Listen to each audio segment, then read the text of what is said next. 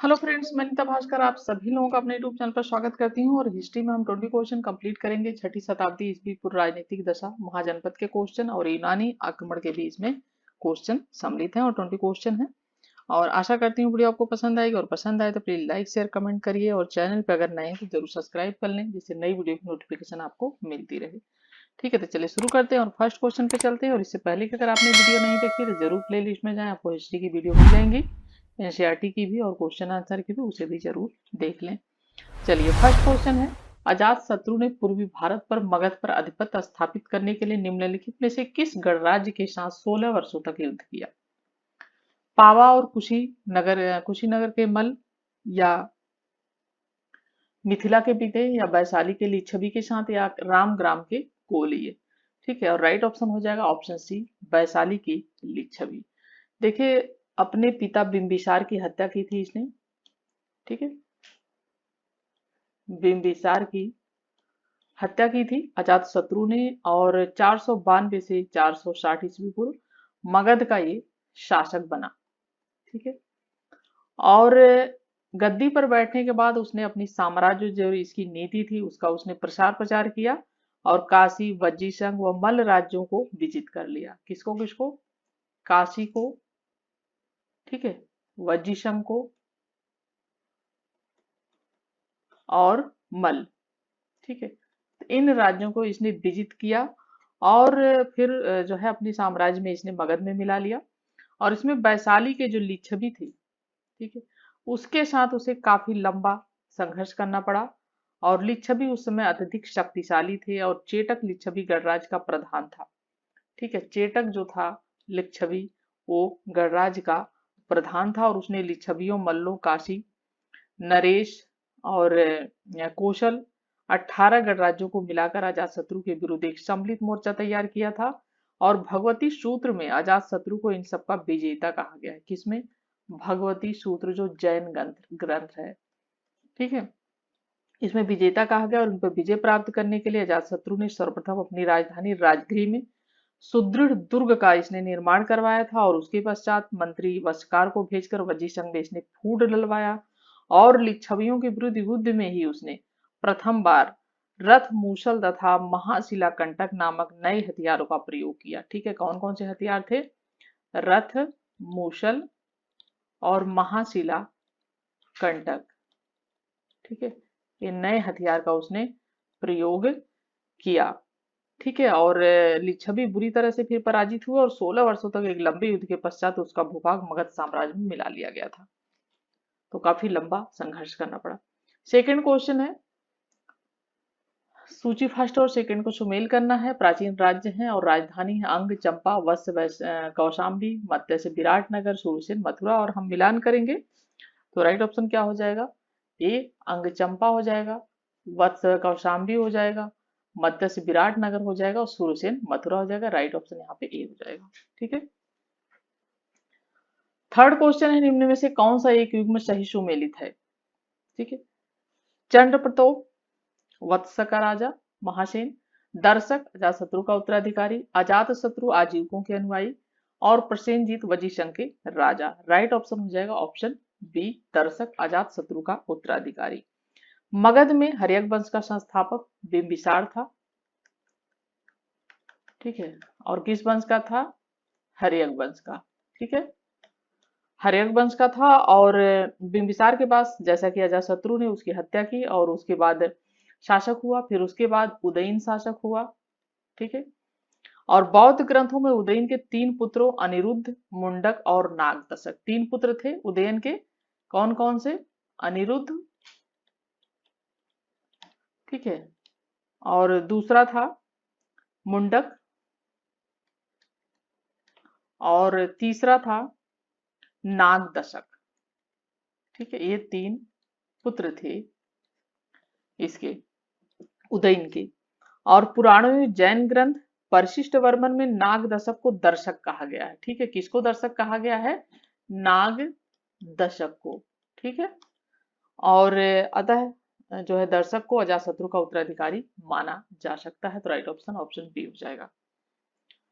Fourth question है, निम्न में से कौन सा युग्म सही सुमेलित नहीं है? श्रावस्ती कौशल की राजधानी, राजगृह मगध की राजधानी, वैशाली चेदी की राजधानी, उज्जैन अवंती की राजधानी। राइट ऑप्शन हो जाएगा ऑप्शन सी। इसमें पूछा है सुमेलित नहीं है, तो ये सुमेलित नहीं है। ठीक है, देखिए बौद्ध ग्रंथ अंगुत्तर निकाय में,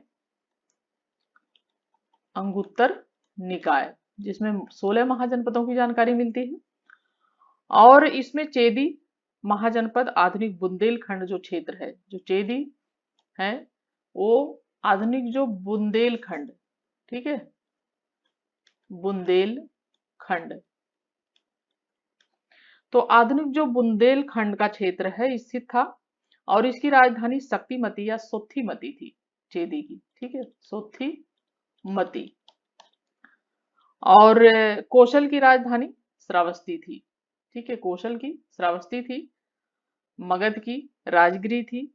ठीक है, और उज्जैन की राजधानी अवंती थी। ठीक है, जो जिसकी राजधानी अवंती की राजधानी उज्जैन उज्जैन। तो यहाँ पे हो जाएगा राइट ऑप्शन ऑप्शन सी, जो कि सही सुमेलित नहीं है। फिफ्थ क्वेश्चन है, निम्नलिखित में से किस मूल पाठ में भारतीय गणितीय लेखन से संबंधित प्राचीनतम साक्ष्य निहित? आरण्यक, कल्पसूत्र, निरुक्त, शूल सूत्र। राइट ऑप्शन हो जाएगा ऑप्शन डी। ठीक है, शूल सूत्र में भारतीय गणितीय लेखन से संबंधित प्राचीनतम साक्ष्य निहित है, और शूल का अर्थ, ठीक है, इसका अर्थ क्या है? शूल का अर्थ नापने की डोरी। ठीक है, इसका अर्थ है नापने की डोरी। ठीक है, नापने की डोरी शूल का अर्थ है, और इसमें यज्ञवेदियों को नापने, उनके स्थान चयन तथा निर्माण आदि का वर्णन, और शूल सूत्र में ही रेखा गणित, जो हम पढ़ते हैं रेखा गणित, ठीक है, ज्यामिति इसे कहा जाता है, और इसकी उत्पत्ति भी मानी जाती है शूल सूत्र से। ठीक है, ज्यामिति या रेखा गणित की उत्पत्ति मानी जाती है, ये भी अलग से क्वेश्चन बनता है। अगर ये पूछा जाता है कि रेखा गणित या ज्यामिति की जो है उत्पत्ति कहाँ से मानी जाती है, तो शूल सूत्र से। ठीक है, तो राइट ऑप्शन डी हो जाएगा। सिख से मगध पर शासन करने वाले दिए गए शासकों का सही कालानुक्रम क्या है? ठीक है, सबसे पहले क्या हो जाएगा? बृहद्रथ, बिंबिसार, शिशुनाग, बिंदुसार। राइट ऑप्शन क्या हो जाएगा? ऑप्शन ए हो जाएगा। ठीक है, बृहद्रथ, बिंबिसार, शिशुनाग, और उसके बाद है बिंदुसार। तो देखिए महाभारत और पुराणों के अनुसार मगध की प्राचीनतम राज की स्थापना बृहद्रथ द्वारा की गई थी। ठीक है, मगध की जो प्राचीनतम वो पुराणों के अनुसार मगध के प्राचीनतम राजवंश की स्थापना किसके द्वारा की गई थी? वो बृहद्रथ के द्वारा की गई थी, और राजवंश की स्थापना बृहद्रथ द्वारा की गई थी, और इसके बाद बिंबिसार ने हर्यक वंश की स्थापना की। बिंबिसार ने हर्यक वंश की स्थापना की थी, और हर्यक वंश का संस्थापक माना जाता है। ठीक है, और उसके बाद शिशुनाग ने 18 वर्ष ईस्वी पूर्व तक शासन किया था, और बिंदुसार ने 25 वर्ष ईस्वी पूर्व तक शासन किया। तो राइट ऑप्शन हो जाएगा ऑप्शन ए। ठीक है, 7 क्वेश्चन है, प्राचीन भारत के संदर्भ में प्रयुक्त पद द्वितीय नगरीकरण निम्नलिखित में से किसका नगरी प्रक्रिया को इंगित करता है? सिंधु घाटी, गंगा घाटी, नर्मदा घाटी, कावेरी घाटी। राइट ऑप्शन हो जाएगा गंगा घाटी। देखिए 6ठी शताब्दी ईस्वी पूर्व में लोहे के प्रयोग ने, ठीक है, लोहे के प्रयोग ने जीवन के सभी क्षेत्रों जैसे गंगा घाटी क्षेत्र में क्रांतिकारी परिवर्तन किया था, और सामाजिक, आर्थिक और राजनीतिक क्षेत्र में परिवर्तन ने पुनः एक बार नगरों के उद्भव और विकास को प्रेरित किया, और द्वितीय नगरीकरण को जन्म दिया। ठीक है, और जो है राइट ऑप्शन ऑप्शन बी हो जाएगा। ये कथन, कथन क्या है? महाजनपद काल में ऋग्वेद कालीन आर्यों के 2 राजनीतिक संस्थाओं सभा और समिति, महत्वपूर्ण पॉइंट है ये, सभा और समिति का ह्रास होना शुरू हो गया था। कारण क्या? यह जनजातीय सभाएं बृहद विभागीय राज्यों के संगठनात्मक ढांचे में उपयुक्त रूप से समायोजित नहीं हो सकी। ठीक है, राइट ऑप्शन इसका क्या हो जाएगा? ठीक है, 8 क्वेश्चन का और राइट ऑप्शन हो जाएगा ऑप्शन ए, यानी दोनों ही बातें सही हैं, और इसका जो है व्याख्या भी इसकी सही है। देखिए महाजनपद काल में ऋग्वैदिक कालीन महत्वपूर्ण राजनीतिक संस्थाओं जैसा कि सभा और समिति, ठीक है, बहुत महत्वपूर्ण पॉइंट है ये, समिति। ठीक है, तो इनकी महत्वपूर्ण राजनीतिक संस्थाओं, सभा और समिति का ह्रास होना शुरू हो गया था, क्योंकि अब छोटे छोटे कबीलों का रूपांतरण राज्यों में होना शुरू हो गया था और विभिन्न जन आपस में मिलकर बड़े बड़े जनपद का निर्माण करने लगे थे और जनजातीय सभाएं जो है बृहद भूभागी राज्यों के संगठनात्मक ढांचे में उपयुक्त रूप से समायोजित नहीं हो सकी। ठीक है, तो राइट ऑप्शन ए हो जाएगा। 9 क्वेश्चन है, दिए गए कुछ प्राचीनतम भारतीय राज्यों की सूची दी गई है। कौशल, वज्जी, मगध, शाक्य। और इनमें से कौन सा राज्य प्रशासन की राजतंत्रीय पद्धति का अनुकरण नहीं करते थे? ठीक है, राइट ऑप्शन क्या हो जाएगा? ऑप्शन बी हो जाएगा, 2 और 3, वज्जी और मगध। ठीक है, देखिए 6ठी शताब्दी ईस्वी पूर्व राजतंत्रात्मक राज्य को गणतंत्रात्मक राज्य भी थे। ठीक है, गणतंत्रात्मक राज्य भी थे। और जो है जैसे वज्जी कपिल वस्तु के शाक्य, कुशीनगर के मल्ल, पावा के मल्ल, रामग्राम के कोली, पिपलीवन के मौर्य थे, अलग जो है कप के बुली भी थे। ठीक है, और केशपत के कलाम भी थे, वैशाली के लिच्छवी थे, सुमसुमगिरी के भग थे जो, ठीक है, ये भी थे। और इसमें वज्जी 8 राज्यों का संघ था, जिसमें वज्जी कहते हैं वैशाली के लिच्छवी, मिथिला के विदेह तथा कुंडग्राम के ज्ञात्रिक रूप से विशेष प्रसिद्ध है। और यहाँ पहले राजतंत्र फिर बाद में गणतंत्र स्थापित हुआ। ठीक है, यहाँ पे बाद में गणतंत्र स्थापित हुआ। तो राइट ऑप्शन हो जाएगा 2 और 3। 10 क्वेश्चन है, प्राचीन भारतीय इतिहास के संदर्भ में यवन कौन थे? यूनानी आगंतुक, गुप्तकालीन स्वर्णकार, मध्य भारत के शिल्पकार, दक्षिण भारत की योद्धा जनजातियां। राइट ऑप्शन हो जाएगी यूनानी आगंतुक। यूनानी आक्रमण के क्वेश्चन है कुछ इसमें।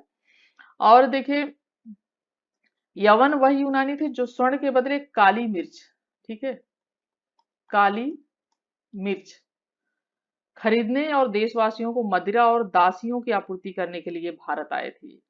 और संगम साहित्य में इसका उल्लेख किया गया है। किसमें उल्लेख किया गया है? संगम साहित्य में इसका उल्लेख किया गया है। ठीक है, काली मिर्च को इसीलिए यवन प्रिय भी कहा जाता है। ठीक है, यवन प्रिय भी कहा जाता है काली मिर्च को, क्योंकि यवनों को ये प्रिय थे। राइट ऑप्शन ऑप्शन ए हो जाएगा। 11 क्वेश्चन है, निम्नलिखित में से कौन सा भारत पर सिकंदर के आक्रमण का परिणाम नहीं था? ए ऑप्शन है भारत और यूनान के मध्य प्रत्यक्ष संपर्क स्थापित हुआ। बी है उत्तर पश्चिम भारत में सुस्पष्ट सीमांकित यूनानी साम्राज्य की स्थापना हुई। सी है विश्व के भौगोलिक ज्ञान का विस्तार हुआ। और डी है मौर्य साम्राज्य के विस्तार में सहायता। ठीक है, राइट ऑप्शन हो जाएगा ऑप्शन बी, उत्तर पश्चिम भारत में सुस्पष्ट सीमांकित यूनानी साम्राज्य की स्थापना। इस आक्रमण का सबसे महत्वपूर्ण परिणाम विभिन्न क्षेत्रों में भारत और यूनान के मध्य प्रत्यक्ष संपर्क की स्थापना था। और सिकंदर के जो अभियान हुए थे उसके द्वारा 4 भूमि और समुद्री मार्गों की खोज हुई। ठीक है, 4 भूमि और जो समुद्री मार्ग थे, ठीक है, उनकी खोज हुई। और इससे यूनानी व्यापारियों और शिल्पकारों के लिए मार्ग प्रशस्त किया गया और व्यापार संबंधी तत्कालीन सुविधाओं में वृद्धि भी हुई। और भारत में 19 माह के समय में सिकंदर युद्ध जो है 300, ठीक है, ये भी पूछ लेता है, 326 से 325 ईस्वी पूर्व के समय सिकंदर युद्धरत रहा था। और 19 माह तक करीब। और उसके पास अपने विजित राज्यों को संगठित करने के लिए समय का अभाव था और उसके द्वारा संबंधित कुछ व्यवस्थाएं की गई थी। और जिसके द्वारा फिर वो बाद में अपने शासकों को उसने लौटा दिया था सिकंदर ने, और फिर वो चला गया था जिन लोगों ने उनकी अधीनता उसकी स्वीकार कर ली थी। 12 क्वेश्चन है, पहली और दूसरी शताब्दी के यूनानी और रोमन विवरणों के संदर्भ में निम्नलिखित कथनों पर विचार कीजिए। पहला पॉइंट है यूनानी भाषा में लिखी गई टालेमी की जियोग्राफी, याद रखें इसे, भारत के भूगोल और वाणिज्य से संबंधित महत्वपूर्ण आंकड़े प्रदान करती है। दूसरी लैटिन में लिखी गई प्लिनी की नेचुरल हिस्टोरिका। ठीक है, किसकी है नेचुरल हिस्टोरिका? प्लिनी की नेचुरल हिस्टोरिका भारत और इटली के बीच व्यापार से संबंधित महत्वपूर्ण आंकड़े प्रदान करती है। ठीक है, राइट ऑप्शन क्या हो जाएगा? 1 और 2 दोनों ही सही हैं। ठीक है, हाइड्रेस बीच का प्रसिद्ध युद्ध किस नदी के किनारे लड़ा गया था? ठीक है, हाइड्रेस बीच का युद्ध किस नदी के किनारे लड़ा गया था? तो ये झेलम, सतलज, कृष्णा, घाघरा। राइट ऑप्शन क्या हो जाएगा इसका? ऑप्शन ए हो जाएगा, झेलम नदी के किनारे लड़ा गया था। ठीक है, हाइड्रेस्पिस का 327 ईसा पूर्व। ठीक है, 327 ईसा पूर्व सिकंदर ने हिंदुकुश पर्वत पार किया और वहां की जनजातियों से युद्ध करने में लगभग 10 महीने व्यतीत किया, और उसने फरवरी 326 ईसा पूर्व में नाव की पुल की सहायता से 326 ईसा पूर्व में नाव की पुल की सहायता से सिंधु को पार किया, और तक्षशिला के शासक आम्भी ने, ठीक है, आम्भी ने उसका स्वागत किया और उत्साहपूर्व, और वहां से सिकंदर ने पोरस की अधीनता स्वीकार करने का संदेश भेजा पोरस को, लेकिन पोरस ने अधीनता उसकी स्वीकार नहीं की थी। ठीक है, आम्भी को इसीलिए देशद्रोही भी कहा जाता है, और सिकंदर के विरुद्ध युद्ध करने का उसने निर्णय लिया था। और तब सिकंदर तक्षशिला से हाइडेस्पिस नदी झेलम जो है के किनारे तक पहुंचा था, और उसी नदी के दूसरी तरफ उसने पोरस की विशाल सेना देखी, और नदी में भारी बाढ़ हो आ गई थी उस समय, और सिकंदर उसे पार करने में सक्षम भी नहीं था, और कुछ दिनों बाद उसने नदी पार की, और कर्री के मैदान में हाइडेस्पिस का युद्ध लड़ा गया, और वह पूरी क्षमता से लड़ा गया युद्ध था। हालांकि पोरस के पास मजबूत सेना थी, लेकिन वह युद्ध फिर भी पोरस हार गया था। ठीक है, और सिकंदर ने इस भारतीय राजा के साहस और वीरता से प्रभावित होकर उससे उदारतापूर्वक व्यवहार किया, और उसे उसका पुनः राज्य सौंप दिया, क्योंकि जब उसे जाया गया तो उसने पूछा कि आपके साथ किस तरीके का व्यवहार किया जाए, तो उसने कहा जैसा पोरस ने कहा था कि एक राजा के साथ जैसा एक राजा व्यवहार करता है, इसलिए उसकी उदारता से वो जो है काफी प्रभावित हुआ था। ठीक है, तो राइट ऑप्शन ऑप्शन ही हो जाएगा। 14 क्वेश्चन है, उत्तर पश्चिम भारत की राजनीतिक स्थिति भारतीयों पर आक्रमण करने की सिकंदर की योजनाओं को सफल बनाने के अनुकूल रही, क्योंकि यह क्षेत्र अनेक स्वतंत्र राजतंत्रों में जनजातीय गणतंत्र में विभक्त था। खैबर दर्रे पर सुरक्षा व्यवस्था नहीं थी, वह विशाल सेना लेकर आया था। ठीक है, 14 क्वेश्चन, और राइट ऑप्शन क्या हो जाएगा? ऑप्शन ए हो जाएगा, एक और दो दोनों। ठीक है, सही है। देखिए, वह विशाल सेना लेकर नहीं आया था। ठीक है, आक्रमण करने की सिकंदर को सफल बनाने के अनुकूल रही, क्योंकि यह क्षेत्र स्वतंत्र राजतंत्रों में गणतंत्रीय उसमें विभक्त था, और खैबर दर्रे पर सुरक्षा, तो एक और दो दोनों सही हो जाएगा, ये और दो। विशाल सेना लेकर वो नहीं आया था। ठीक है, नेक्स्ट है, प्राचीन भारत के आक्रमण के संबंध में निम्नलिखित कथनों पर कौन सा सही कालानुक्रम है? राइट ऑप्शन हो जाएगा ऑप्शन ए, यूनानी आए, फिर शक आए, फिर कुषाण आए। ठीक है, तो भारत में आक्रमणों के संबंध में सही काल यूनानी शक कुषाण वंश, और यूनानी सम्राट डेरियस ने भारत पर 513 ईसा पूर्व में आक्रमण किया था। किसने? डेरियस ने। कब किया था? 513 ईसा पूर्व। ठीक है, और पुनः यूनानी सम्राट सिकंदर महान ने 326 ईसा पूर्व किया था और भारत पर आक्रमण किया था, और इसके बाद शक सीथियन आए, जिसे सीथियन भी कहा जाता है। ठीक है, सीथियन आए और पहली और दूसरी शताब्दी ईसा पूर्व में भारत पर आक्रमण किया, और इसके बाद कुषाणों ने पहली शताब्दी में भारत पर आक्रमण किया था। कुषाणों ने पहली शताब्दी में। ठीक है, राइट ऑप्शन ऑप्शन यहाँ पे ए हो जाएगा। 16 क्वेश्चन, निम्नलिखित कथनों पर विचार कीजिए। पहला पॉइंट, चीनी तीर्थयात्री फाहियान ने कनिष्क द्वारा आयोजित की गई चतुर्थ महान बौद्ध परिषद में भाग लिया। दूसरा, चीनी तीर्थयात्री ने ह्वेनसांग में हर्ष से मिला, ह्वेनसांग हर्ष से मिला और उसे बौद्ध धर्म का प्रतिरोधी पाया। राइट ऑप्शन क्या हो जाएगा? ऑप्शन डी हो जाएगा, क्योंकि दोनों ही बातें देखिए सही नहीं है इसमें। चीनी यात्री फाहियान कब आया था? 399 ईस्वी में। ठीक है, से 414 ईस्वी तक रहा, और चंद्रगुप्त द्वितीय के समय में भारत आया था। ठीक है, फाहियान कब आया था? ये चीनी यात्री फाहान आया था चंद्रगुप्त द्वितीय के समय में, चंद्रगुप्त सेकंड के समय में आया था। ठीक है, और चीनी तीर्थयात्री ह्वेनसांग करीब 630, ठीक है, 630 से 640 ईस्वी के बीच, 640 ईस्वी के बीच किसके शासन काल में आया था? हर्षवर्धन। ठीक है, हर्षवर्धन के शासन काल में आया था ह्वेनसांग, और हर्ष के विषय में ह्वेनसांग ने विस्तृत जानकारी मिलती है, लेकिन उसने इसको प्रतिरोधी नहीं बताया है। ठीक है, तो राइट ऑप्शन क्या हो जाएगा? ऑप्शन ये हो जाएगा कि न तो एक और न ही दूसरा सही है, दोनों ही सही नहीं। ठीक है, तो राइट ऑप्शन ऑप्शन डी हो जाएगा। 17 क्वेश्चन है, सिकंदर के हमले के समय उत्तर भारत पर निम्नलिखित राजवंशों में से किस एक का शासन था? नंद, मौर्य, शुंग, कण्व।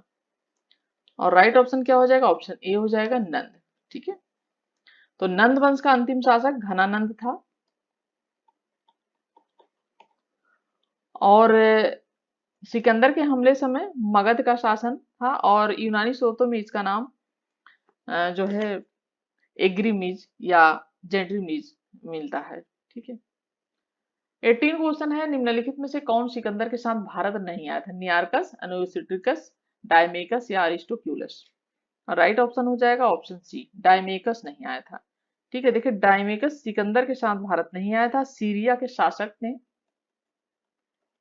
ठीक है, सीरिया के शासक ने जो है यहाँ इसको डायमेकस को, और ये सीरिया के शासक का नाम था एंटीओकस।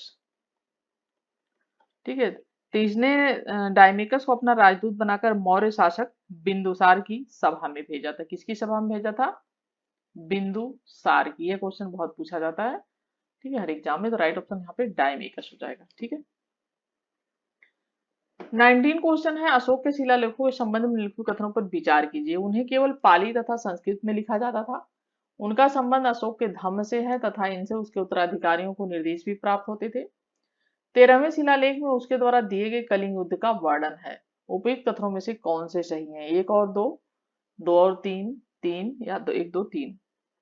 राइट ऑप्शन हो जाएगा ऑप्शन बी, दो और तीन। ठीक है, दो और तीन। अशोक के शिलालेखों को सर्वप्रथम पढ़ा था किसने? 1837 में पढ़ा था जेम्स प्रिंसेप द्वारा। ठीक है, जेम्स प्रिंसेप द्वारा पढ़ा गया था सबसे पहले, और उन्हें पाली भाषा में लिखा गया था, और कुछ जगहों पर प्राकृत भाषा का भी प्रयोग किया गया था। कंधार जैसे हिस्सों में यूनानी और अरामाइक, जो कंधार एरिया था पाकिस्तान के एरिया जो है, तो यूनानी और अरामेइक लिपि में भी मिलते हैं। ठीक है, और 13वें शिलालेख में कलिंग के साथ युद्ध का वर्णन है, और 7वीं राजाज्ञा द्वारा उसके स्वयं के बढ़ावा, धर्म को बढ़ावा देने के उसके प्रयासों का सारांश इसमें प्रदान करती है। ठीक है, 20 और लास्ट क्वेश्चन है, निम्नलिखित में से कौन से कथन मौर्य काल के संबंध में सही है? पहली बार एक सुव्यवस्थित राज्य शासन तंत्र की स्थापना। दूसरा पॉइंट है उत्तरी काले पालिसदार मृदभांडों की बहुलता। तीसरा नगरीकरण का दौर। और राइट ऑप्शन क्या हो जाएगा? ऑप्शन ए हो जाएगा, सभी कथन इसमें सही हैं। ठीक है, 20 क्वेश्चन हमारे कंप्लीट होते हैं, और आशा करती हूँ वीडियो आपको पसंद आई होगी, और पसंद आई प्लीज लाइक शेयर कमेंट करिएगा। चैनल पे अगर आप नए हैं तो जरूर सब्सक्राइब कर लें, बेल आइकन प्रेस कर लें, जिससे नई वीडियो की नोटिफिकेशन मिलती रहे आपको। और नेक्स्ट वीडियो मिलती हूँ आप सभी से, तब तक के लिए thank you for watching video.